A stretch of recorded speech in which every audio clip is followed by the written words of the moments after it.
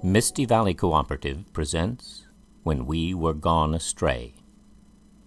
The paths of the world twist and turn, taking you to unexpected places.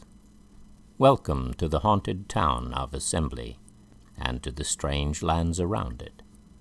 The days are growing shorter, and the nights are chill. So put another log on the fire, find a comfortable chair, sit back, relax, listen.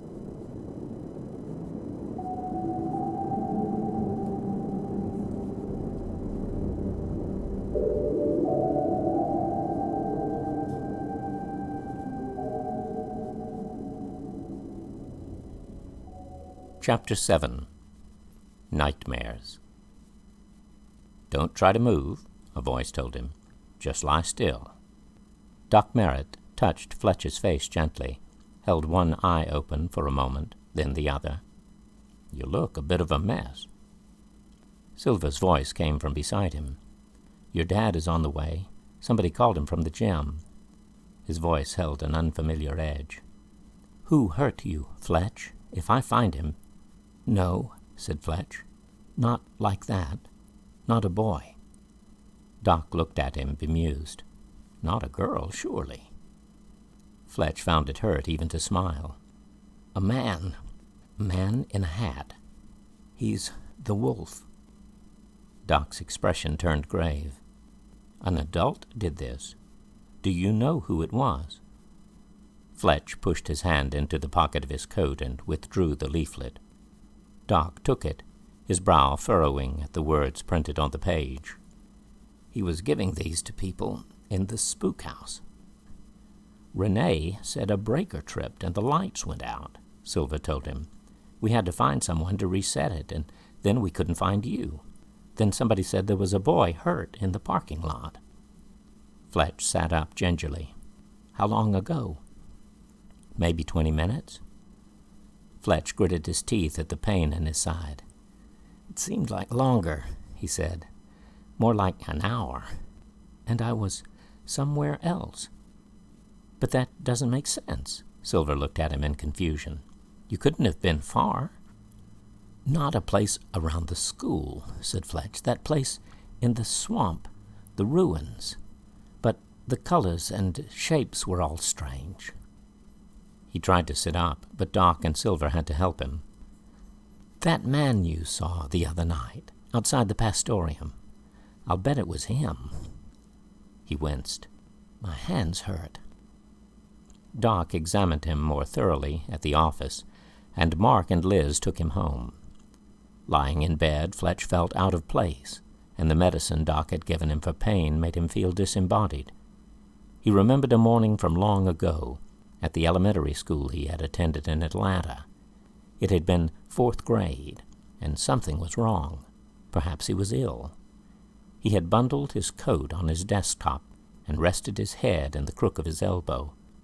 The folds of the coat and the tunnels of the sleeves rose about him like a mountainous landscape with ridges, valleys, and caves to explore.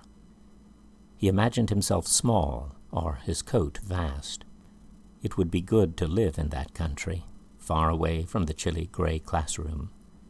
There was a rocky hill with a high cave, and a spring of fresh water hidden among the lower slopes, a high-roofed hall in the forest beyond. "Tell me a story," he said. Silver put down his book.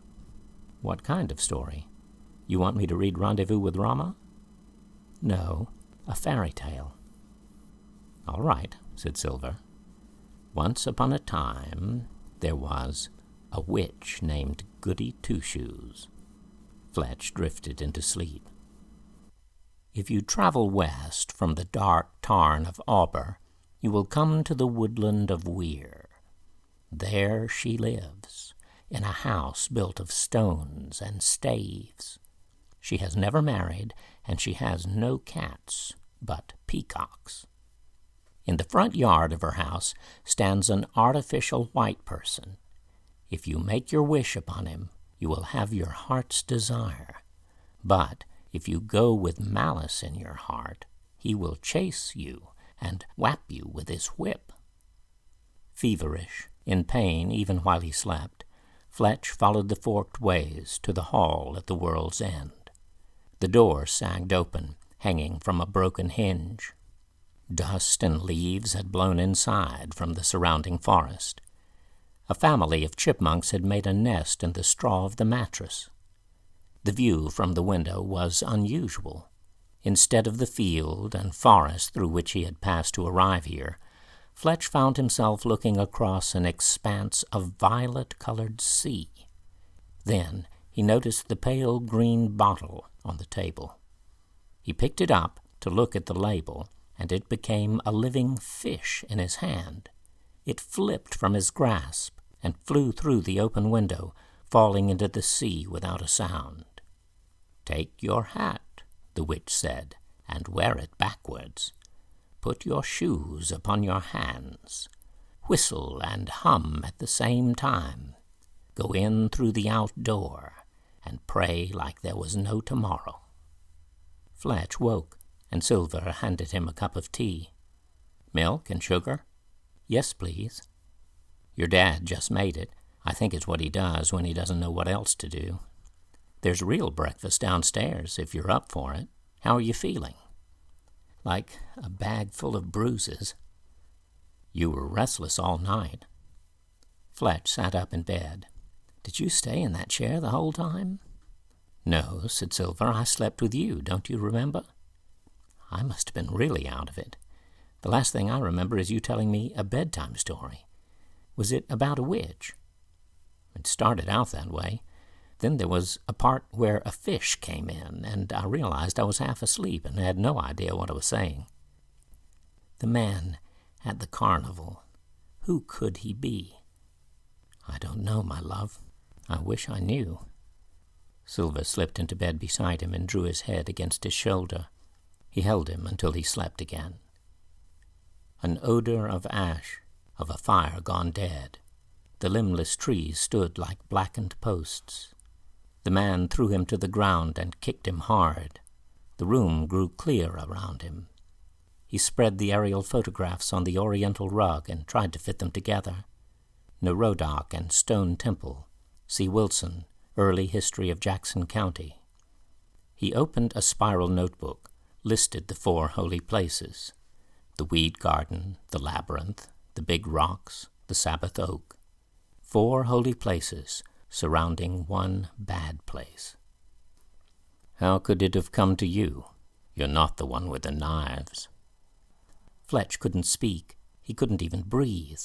He reached out, trying to touch the ancient stones of the wall. Pain erupted in his side. The world spun and flew apart.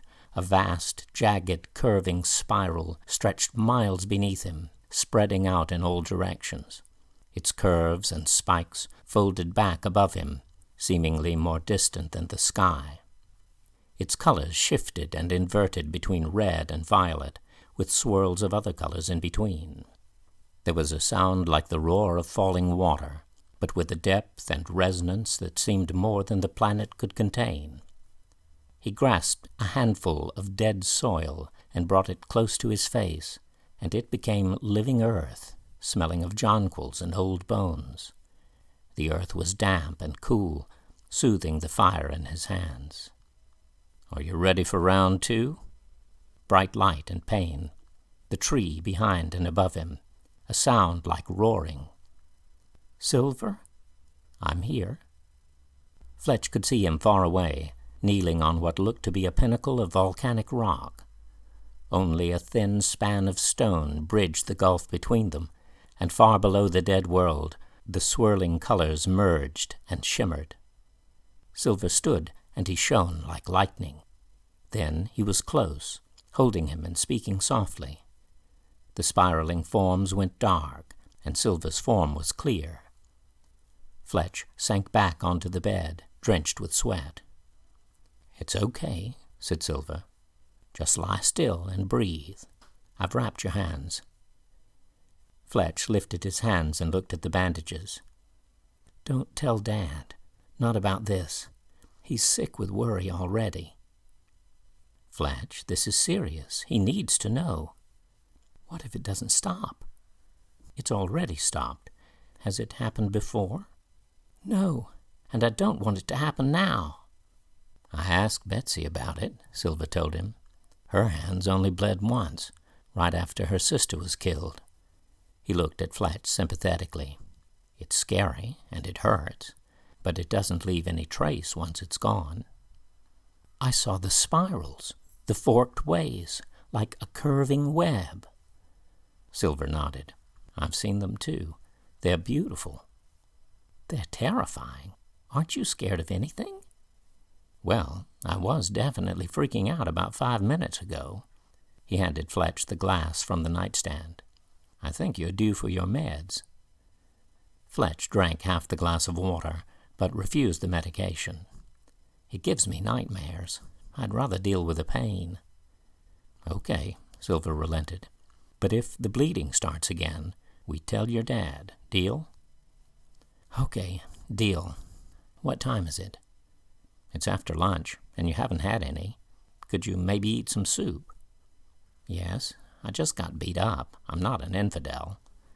Silver laughed. "I reckon you're not."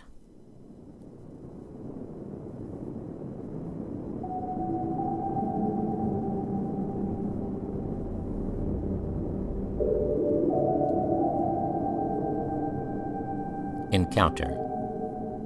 Josh and Betsy stood in the lean-to shelter attached to Josh's workshop. The rat-like creature lay imprisoned in a wooden chicken crate, apparently dead, but when Josh nudged the crate with his boot, it stirred. "Don't know what to feed it. I tried dog food, but it doesn't seem interested." "Perhaps it doesn't need to eat," Betsy mused. "But how can it live? It's not mechanical, you can tell that just by looking at it. I've never seen the like of it apart from those gaffs Cotton used to make." "There are things out in the swamp that shouldn't move, but do," Betsy told him. "They're natural, mostly twisted roots or growths on trees. I suspect Cotton may have adapted something like that to his purposes." "What do you think I should do with it?" "It looks the worse for wear, but it may survive. I'd take it down to where you've been logging and let it go." Josh raised his eyebrows. "I'm not sure it should survive. Outlanders would call that thing an abomination." "Perhaps," said Betsy. "A dark miracle at any rate. I'll set a watch on it for a while, and we'll see what happens." She looked at Josh. "Did you see that man at the carnival?" "No," Josh growled, "but I have a suspicion as to who it was." "Yes, so do I. Do you think you can find him?" "I reckon he'll be downstream, at the old crossing." Betsy nodded. "Be careful if you find him, Josh. He doesn't seem to fear my displeasure." "Do you want me to give him any message in particular?" "No," said Betsy. "Just take a cane pole. No need to bring it back." Josh decided to start at the bridge and follow the line of the stream. Years ago, when he had been a boy, the Wills family had made moonshine at a still along the creek bank, and Josh was certain he would recognize the place when he saw it. He unwrapped a stick of chewing gum and rolled it up. He disliked it, but he was making an effort to give up tobacco, and the gum kept him occupied. If he went downstream, he would eventually come to the bottomland and meet the road where Carla and Dwight Wills lived. The crossing wasn't that far, but he would still need the four-wheeler. He unfolded the ramp, adjusted it until it fit the open tailgate of his pickup. Then he hooked the chains in place, climbed up, and backed the four-wheeler carefully onto the ground. The path beside the stream was uneven, washboarded by runoff from the hill. Josh drove slowly, quite unlike his oldest grandson, who treated the four-wheeler as a hot rod. Frequently, he stopped to look at ruts in the ground, or at the roots of overturned trees. Nothing struck him as unusual. In fact, there was no sign that anyone had passed this way recently, though at this time of year there were almost always hunters in the forest. He had gone nearly a mile, and was approaching the bottoms when he saw the camp. He slowed and pulled over, switching off the engine. He knew better than to call out or approach the camp too closely. If the man were there, he would have heard the racket of Josh's approach. He got off the four-wheeler and took up the cane pole he had brought along. "Use that machine for hunting?" said a voice behind him. Josh turned. The man looked 30 rather than 80, thin and leathery, with a handsome, narrow face that reminded Josh a little of Jerry Lee Lewis. His hat would have suited a gangster during Prohibition. Josh nodded. "Now and then." "Seen a doe and 3 fawns back up in yonder." Crowther Wills gestured vaguely toward the canebrake at the stream's edge. He held out a plug of tobacco. Josh was tempted, but he declined. The man was courteous, but Josh felt the same sort of uneasiness he experienced when he glimpsed a snake too near his feet. "Last time I was down this way was before the rain. Trails washed out pretty bad." The man didn't reply. He was looking at Josh thoughtfully. At last he spoke. "I know you. You're Claude Avery's kid." The man was right, of course. Claude Avery had been his father, but he was long dead, and Josh hadn't thought of himself as a kid for more years than he could count. "You ran with my boy some. Cotton. I seen you with him driving a nail up your nose at the Winder Fairgrounds. Must have been about 1959. Josh's uneasiness chilled into fear. There was a taste like metal in his mouth. "How do you do it? Move through time that way?" Crowther laughed and drew an amber bottle from his coat. "Good whiskey, and I always did have a hankering to see far places. You want me to draw you a map?" Josh looked at him uncertainly. "I could sketch one out with that pole you're carrying. It's a bit short for fishing." "I think I'll just hang on to it," Josh told him. Crowther squatted on his heels and drew a pattern in the dust with his fingers. "I'm here. But I should be way the hell over here. You know why I can't get there? Because of the Crimson Boy. I'm stuck to him like Brer Fox to the tar baby." "You're talking about Fletch Forrester?" "That's the one," Crowther said. "We're closer than brothers, like it or not, until I can cut myself free." "I wouldn't think he'd be trying to hold you." Crowther shrugged. "He's not. He can't help it any more than I can." He looked up. "I've got nothing against him. Hell, I kind of like the boy, but there it is." "You could have killed him, beating him the way you did." The light left the man's eyes. His expression slipped from feigned amusement to pure coldness. "Some folks you got to beat stuff into them. Others you got to beat it out of them. All according to how they're born, I reckon." Josh didn't even flinch at the man's words. His gaze was steady. "I'll tell you something, Crowther Wills. We're caring for that boy, and we're determined to protect him. We'll help you get to wherever you need to go. But Fletch is one of us." Crowther lifted his hands. "What have I done? I'm minding my own business out here, sipping my own shine. You're the one who drove up. Maybe you better keep driving." He drew his hand along the ground, as if he were marking it with an invisible stick. He poured a trickle of whiskey. A furrow appeared in the dirt, and it darkened, welling with a thick liquid that resembled blood.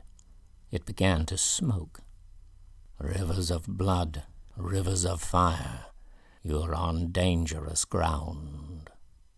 The furrow lengthened, then changed direction. It divided, then divided again, branching into a quickly forming stream. One of the branches curved toward Josh and began extending rapidly.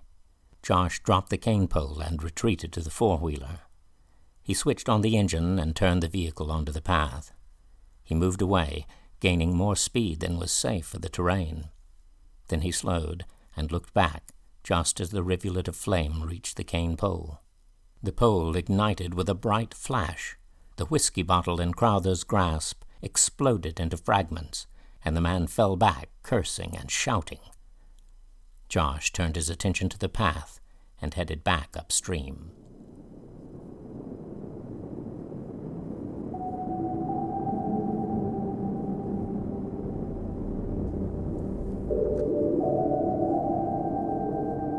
Talmadge Memorial. The description of the brown fedora struck a memory in Betsy Weathers. The connection was unlikely, but not impossible. She selected a cane pole for Josh and had him take her home. First, she telephoned Liz Kendall. Then she fixed her hair and put on makeup in order to look presentable at the Talmadge Memorial Nursing Home. Liz picked her up a quarter of an hour later. "Do you want me to go in with you?" Liz asked as they pulled into the parking lot. "No, I don't want to overwhelm him." The heavy citrus smell of disinfectant always upset her, and made her hope that she would be spared the experience of ending her long life in such a place. She had visited Crowther Wills on several occasions over the past year, but each time he had seemed only vaguely aware of her presence. They were of a similar age, and Betsy remembered that in his younger days he had raised a great deal of hell. A bootlegger who made and sold illegal whiskey during Prohibition in the 20s, he had begun riding the rails during the Great Depression. During the 1950s, he had spoken on occasion at meetings of the White Citizens Council, always friendly, engaging, and reasonable, though rumors had circulated of his involvement in acts of violence. Only Betsy knew he was a traveler. Crowther sagged in a wheelchair, an oxygen tank near at hand. Someone had affixed a bumper sticker below the padded armrest, a cartoon of a man in a cap, his booted foot extended forward until it was larger than the man himself. "Keep on truckin'." Betsy glanced at his feet. He wore bedroom slippers without socks, and his ankles were badly swollen. "Crowther Wills?" She seated herself on the vinyl sofa, gripping the chrome arm. He turned at the sound of her voice, but did not appear to recognize her. "I've come about the boy, Fletch Forrester, over in Assembly." Crowther grunted. "Which one?" "Fletch. The other is Silver Kendall, whom I believe you know." "Not the dead one?" Betsy's face hardened. "How many people did you kill, Crowther, down through the years?" He looked at her more closely, recognition at last registering in his eyes. "Hard to say. Traveled a lot back in the day." He paused, took a breath, exhaled. "Hop a train in 36, get off in 66. I'm curious about 1980, Halloween night. The Crimson Boy." "The boy at the school carnival. Did you assault him?" "Kicked him around a little, yeah. Didn't do any good." "But why?" "He had it in him, the wog, the wolf, Lelugaroo." Betsy nodded. "I know about it. I believe that was Cotton's doing, not his." She hesitated. "Crowther, what is it? What kind of creature?" Crowther laughed, a liquid wheeze. His eyes grew clear and bright. "You drive me away like a wolf from the sheep, but I'm no wolf. I am word and spirit and power." Betsy drew back, startled. "It's that old?" "Older than that. Time does march on." His gaze became distant.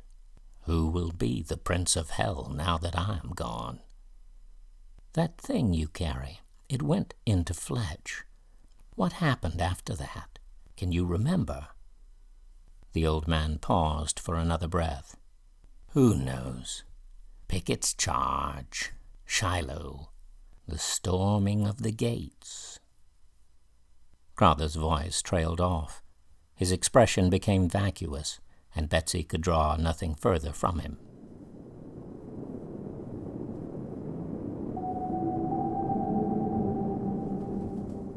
When We Were Gone Astray is produced by Misty Valley Cooperative. It is the second book of the Forked Ways. The text and audiobook are copyright 2020 by Beau Farr, all rights reserved.